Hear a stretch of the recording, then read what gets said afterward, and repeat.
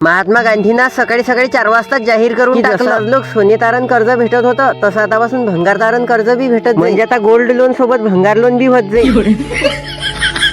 ये सब क्या क्या देखना पड़ रहा है, अच्छा है मैं अंधा नहीं हूँ. भंगार तारण कर्ज अलग ही लेवल का बंदा था.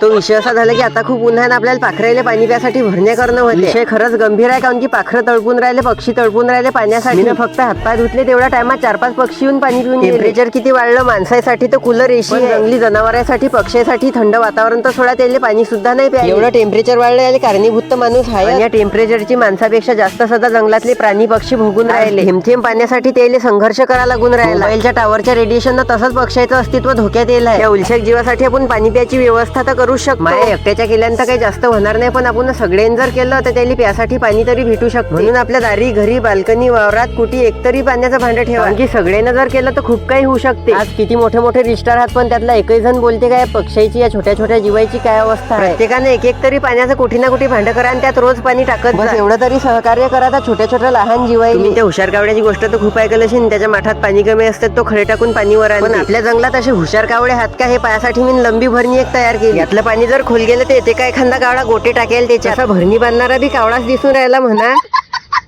बस व्हिडिओ आवडला असेल तर फॉलो करून घ्या का मराठी माणसाला. पुढच्या व्हिडिओत पाहू आपण याच्यात किती कावडे गोटे टाकतात. लोक मगा लाडले.